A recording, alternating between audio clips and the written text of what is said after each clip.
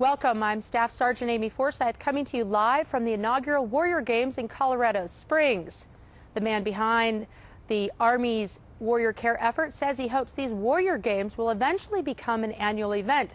Brigadier General Gary Cheek helped conceive the competition after a 50-mile bike ride last April with Ride to Recovery. And joining me now is General Cheek. Sir, thank you so much for joining us this morning. We're in day 4 of the inaugural games. What are your impressions so far? Well, you know, it's hard to come to this very historic place where so many great American athletes have trained and not be excited and caught up in that enthusiasm that just seems to emanate from here. And we've had some great events so far.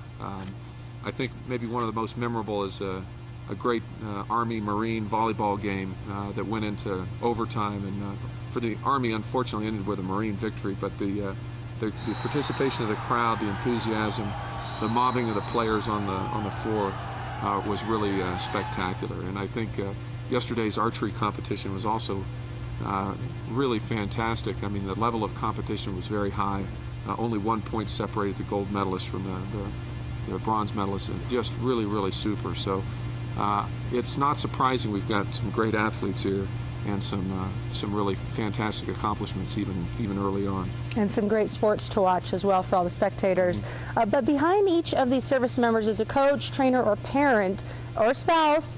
What kind of feedback have you been getting from them today? Well, you know, almost everybody's been very positive, and many of them, I think, have told me that this is something they'll remember for the rest of their lives. And if you think about it, this opportunity to come to this place and to get into this type of competition, for many of them, I think they're finding out that, hey, wow, I really can compete and do things that I'd forgotten about. And on the road to recovery following a serious injury is long and difficult, but what advice do you have for service members who are just starting that journey? Well, I think the thing I would warn them about is it's very easy to focus on your injury and get caught up in the present. And if you dwell on that, I think you miss an opportunity to really defeat that injury. And so the real key, I think, is in some goal setting.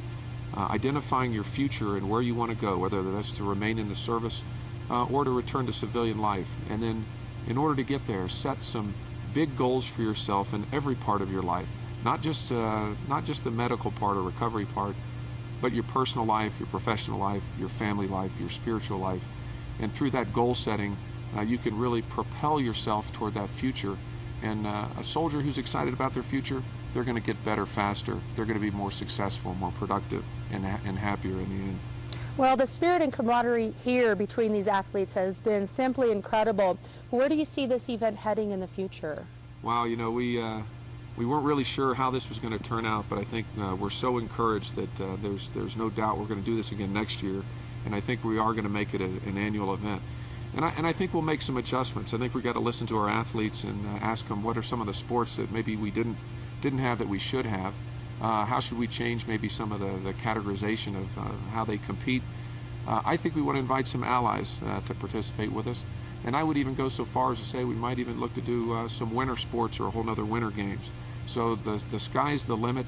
Regional competitions and all these things, I think, are all in the realm of the possible. But I think it's real important to say the main thing we're trying to accomplish here is to bring sports, physical activity, and this enthusiasm back to the units in our services where our warriors are recovering.